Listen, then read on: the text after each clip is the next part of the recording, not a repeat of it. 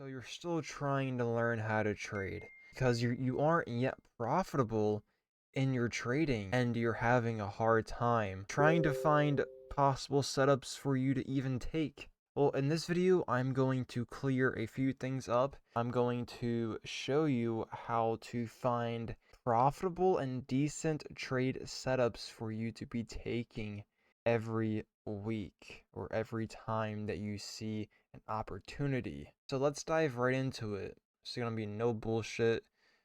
Let's just jump right in. So when you open up any currency market, doesn't matter if you're trading Euro, GBP, NZD, CAD, Euro, NZD, AUD, USD, it doesn't matter what you're trading. When you open up that market, the first thing you want to do is just scroll out a bit and zoom out and just get a nice view of the market that you're looking at. Don't zoom out too far to where you're seeing price data from like years ago.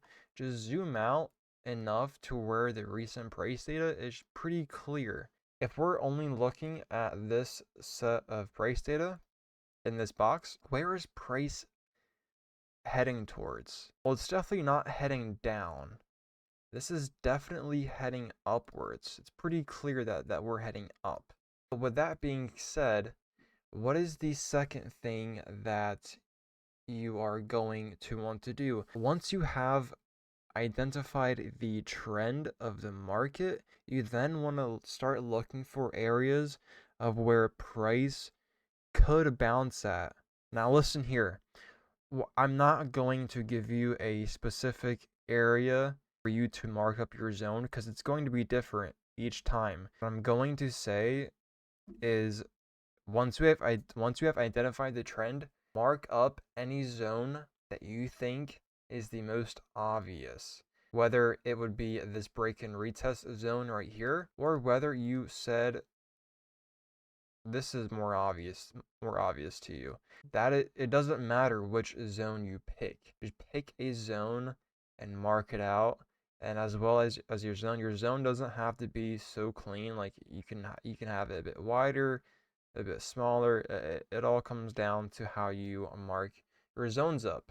So once you have your zones all marked up, also, by the way, you don't have to have one zone marked up. You can also have multiple zones marked up if you wish. For example, I have this break and retest, and then my next zone, if I wanted to add one, could be right here. So if price fails to bounce at this break and retest zone and falls down, I can still look to take buys at this support zone all the way down here and take it back up to the highs. The last thing that you're gonna want to implement when you are wanting to get into trades is your entries. How are you going to be entering your trades? I myself don't have a specific way of entering the markets. What I do is once price has fully reached inside my zone, I then wait to see bullish confirmation, whether it be a rejection wick or a couple of rejection wicks or just a simple bounce away from the zone, then I can enter. So in this case, we have this candle, that was a bullish candle. We also have this nice rejection candle, which also closed bullish as well. After this candle would have closed, you can enter that trade as it is. Your stop loss is going to have to go well below your current zone that you have marked up, and then your target is going to be at least a 1-to-1 risk to reward ratio. The reason why we're using a 1-to-1 and why we want our stop loss well below the support and or resistance zone is because if price, let's say you just enter the trade here, and instead of price going into profit like how it did in this scenario, let's say price decided to fall down and crack below the support zone. Well, in the case of this happening, you can always just get out of the trade before it even hits your stop loss. Therefore, you're essentially going to be managing your risk well before price even gets near your stop loss, and thus minimizing your losses overall while keeping your wins as big as possible. So that's one example of the system essentially. And all you're going to want to do is just repeat the process again. So you go to another market, another currency pair, and you want to ask yourself, where is price going? Is it clearly heading up or is it clearly heading down? In this scenario, obviously price is heading down. If you somehow say price is heading up, I don't know what to tell you. This is clearly heading down. And what do we do after we first identify the trend? We then mark up our support and resistance zones. You may mark up different zones than me. That is perfectly okay. Just pick the ones that are most obvious to you and stick with them. In this case, I would have this zone marked out. I would also have this zone marked out as well. So whether price comes into this zone and it falls away, I can enter there. Or if price completely smashes past this first zone and reaches up into my second zone, I still have an opportunity for price to show me that it wants to continue down. And if it does give me any sort of bearish confirmation to enter my trade, I will then take this back down to continue the overall trend of the market. Just for one last example, oh, by the way, you can do this on any time frame, but I would recommend if you're just starting out or having issues with trading, just stick with the daily and H4.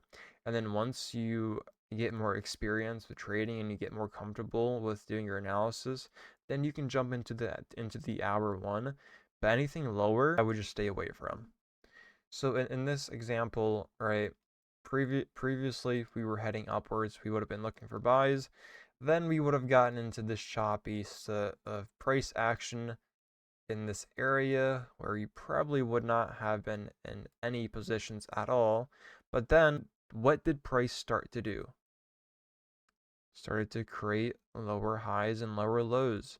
This is clearly heading in a downwards direction. Now, you can take your rectangle and mark up the zones that you believe are good to be marked up and traded off of.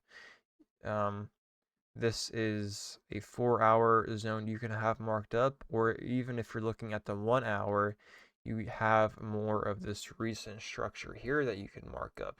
So you could have all of this marked up, and you could be waiting for price to pull back into this first zone, or you could have this second zone marked up where you are going to be waiting for price to retrace all the way back up into the zone before looking for possible sells to continue down. If you don't think that's the most obvious zone, but you think this is all the way up here, that is totally okay. You can have that marked up and you could just be waiting for price to retrace all the way back up into there before you start looking for any sells. All three of these zones are completely valid. Just pick one. Just as long as it's obvious to you, just use it, please. We have no idea where price is going to bounce. All we can do is identify the trend, mark up the zones that we think are best to be traded off of, and enter when price convinces us that it's going to start heading in its intended direction. That is pretty much all you should be doing. You don't need to have all these fancy black and white rules in trading. Having black and white rules in trading can actually do more harm than good. You need to build up your experience and intuition with trading. Do that. You are going to build up your intuition and all trading this way. Make sure you're tracking your trades and journaling them. If you are not doing that, you are just missing out on so much data that you could be using to either tweak your system, take out, or add things into your system to make it even better. Hopefully this video was of help for you. If you have any questions, comment them down below, and I'll be sure to answer them.